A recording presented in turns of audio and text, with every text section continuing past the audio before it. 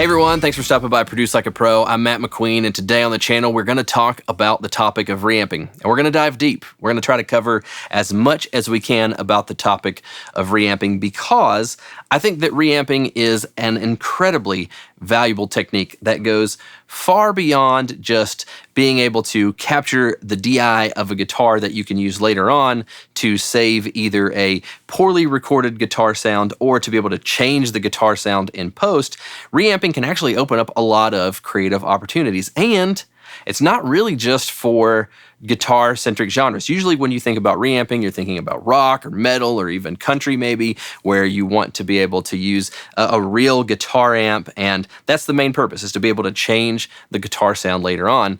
However, reamping can open up a lot of creative opportunities to be able to use things like guitar effects on, for example, a vocal in possibly pop or EDM. So in this video, we're going to have two goals. First of all, we're going to talk about making all of the connections, everything technical about reamping that you need to know, from the DI boxes to the reamping boxes to how your interface can affect the sound of reamping and the latency that's involved in the signal traveling through the device. And then we're also going to talk about a couple of techniques, and I want to show you how the specific way that I make my connections for recording and reamping can set you up for creativity down the line. And I don't just mean changing the guitar sound, I mean getting freaky with some effects, all right? So let's dive right in and let's talk about reamping.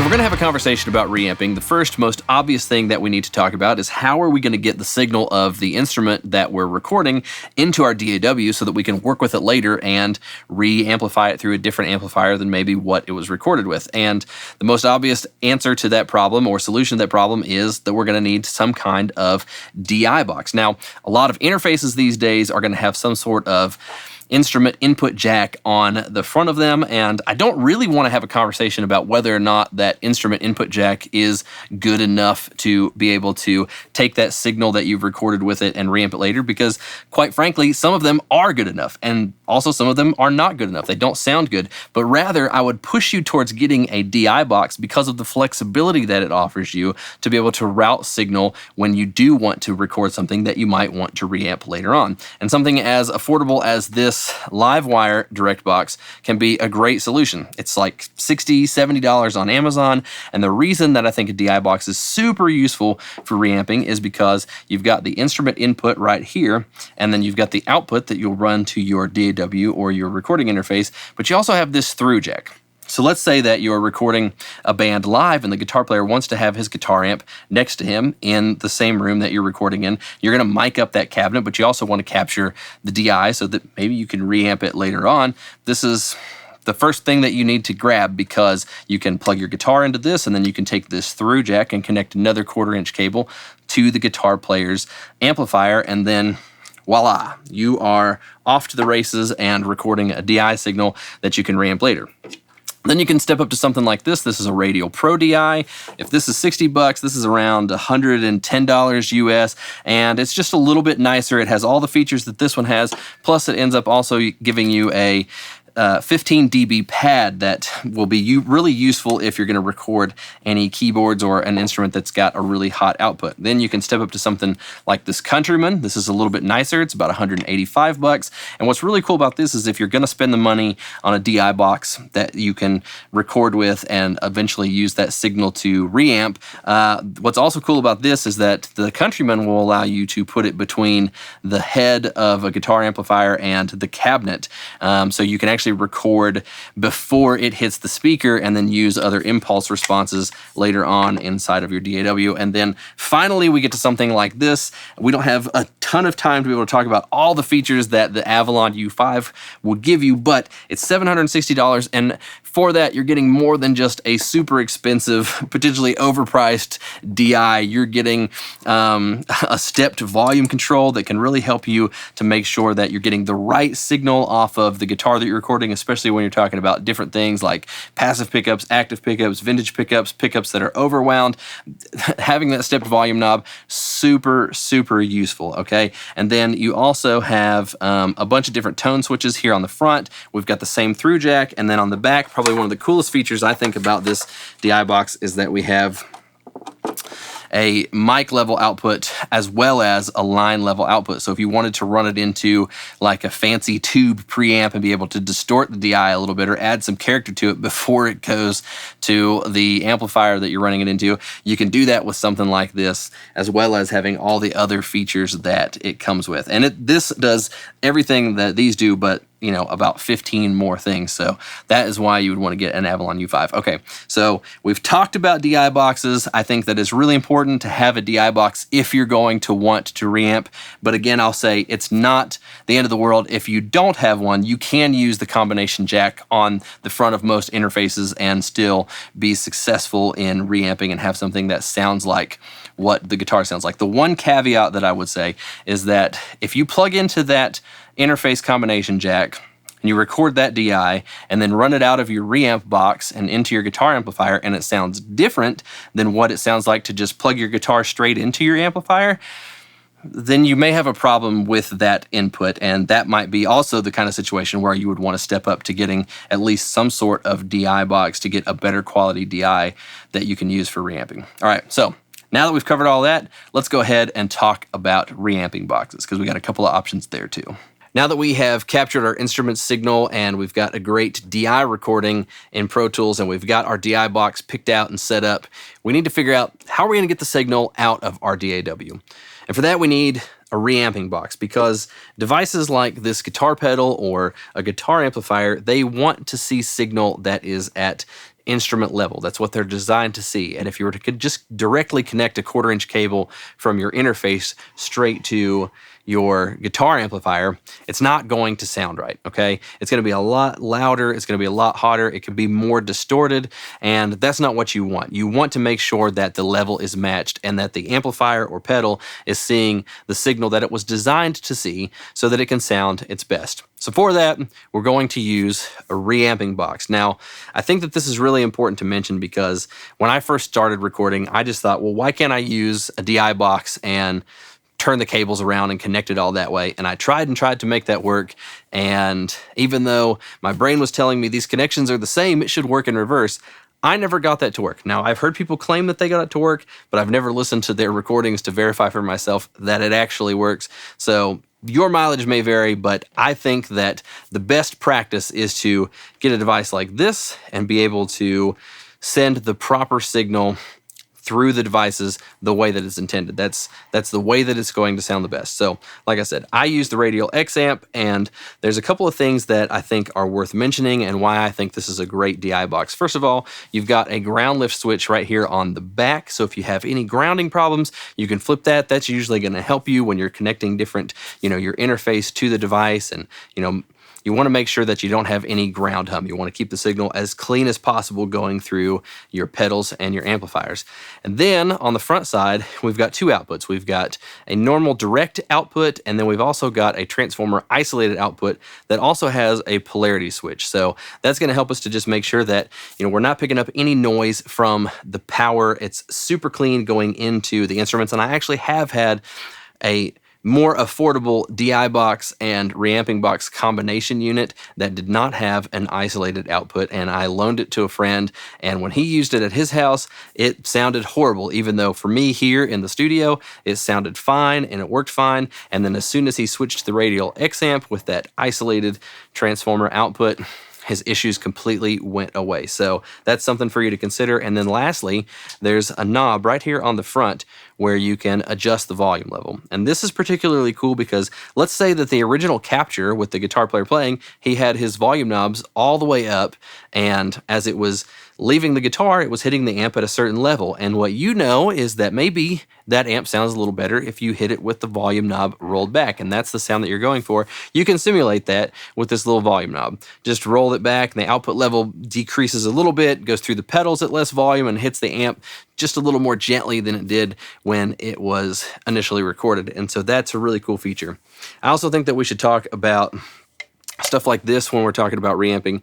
This is the Radial XTC Effects Reamper, and this unit is really cool because it's got a balanced line level in and a balanced line level out, so you can create a loop inside of your DAW, and then there are 2 effects loops in this thing. You've got a send and receive knob, and then you also got a wet-dry blend knob, so you could send out a vocal or some drums or something like that through a reamping box like this and send it through different guitar pedals, like maybe this Eventide micro pitch or the Strymon timeline or something like that, and add some pitch shifting or some delay in real time. And now, what I want to do is explain why you would want to do that instead of using a plugin, because I'm sure that as I'm sitting here explaining all of these different devices that cost money, the first thing that people are starting to wonder is, well, why would I do that when I just have plugins that do all of those things inside my DAW? And that is what I'm going to actually show you today. So I actually connect this up a little differently than I've seen some people do. We're going to take our DI box, okay? We're going to plug into that, and right here on my patch bay, I've got my output cable for my DI box, okay? And I'm going to put that into an input in Pro Tools, okay? And then from that input, I'm going to assign an output, all right? And that output is going to come out of my audio interface and go into my reamping box with that connection here. And then the signal is going to travel through the pedals, through the guitar amplifiers, and out into the live room, okay, where it's mic'd up and coming back through the console on these 2 microphones, and then they're being ran back through this cable right here and through another input in Pro Tools.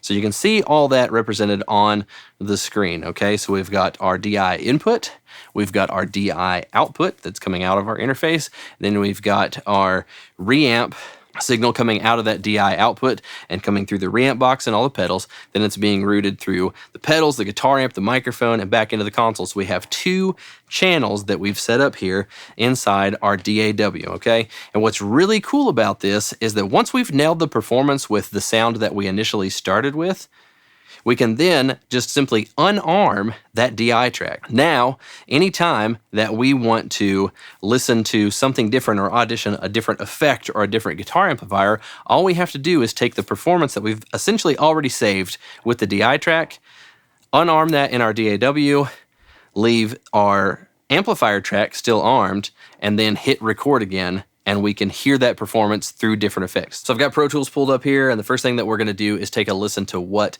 this guitar solo sounded like when it was first recorded.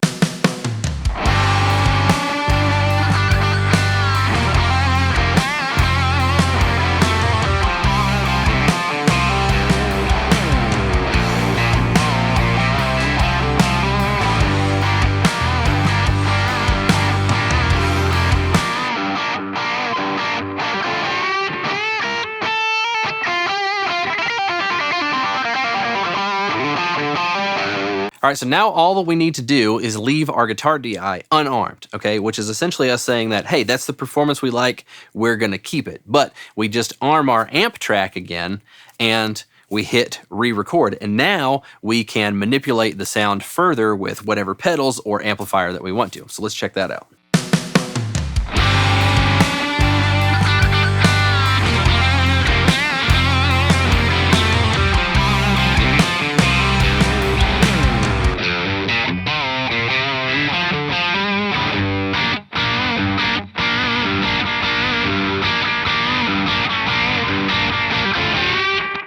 Okay, so it's getting a little bit crazy sounding with that delay on there, but this is the part where it starts to get really cool, is because now not only can we put our guitar down if we're the guitar player, or even if we're just recording the band, we've got the performance that we want captured. We can manipulate this as much as possible, and so that means that we can get our hands onto the pedal. So check it out. This is one of the cool things that you can do once you start to open up this door and realize some of the possibilities that are in front of you.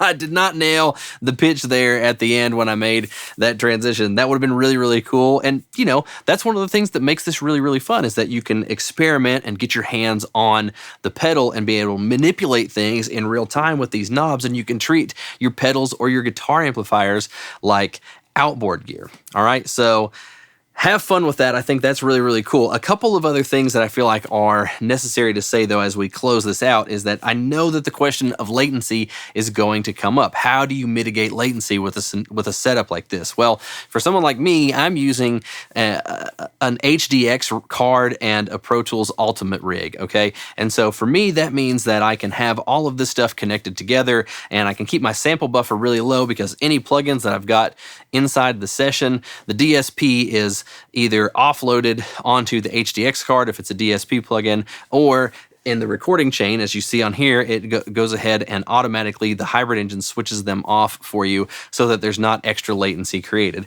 If you're using a native rig, then I would say that the best practice is to either A, track as many things as you can without plugins on it, or look for a DSP-based system like Apollo, like the UAD Apollo and the Lunas. Or another thing that you can do is you can take all of the tracks in your session with your plugins and processing, and when you go to record something like this, you could bounce it down to a stereo WAV file and then make those other tracks inactive, or you could free them to offload as much DSP as possible. I think those are sort of two of the main ways that you can mitigate latency and make sure that you are going to be able to track this and have everything line up inside of your session. So you just want to make sure that you're aware that you're talking to the talent as they're playing, or that as you're reamping stuff that you're listening and making sure that, hey, do I have my sample buffer set as low as it can go, and when I'm listening back to this, is this performance in time the way that it was before I began reamping it? And if you're hearing that there is some latency, then you can either slide things back on the timeline,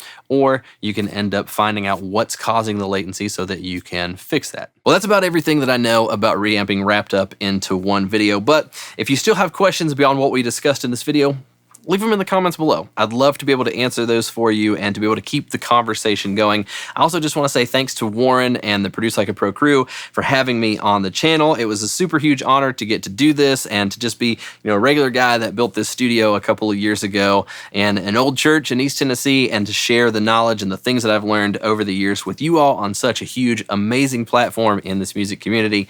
Thank you. Thank you for watching. From the bottom of my heart, it means so much. So, all right, with that said, I look forward to seeing you guys in the next video. See you later.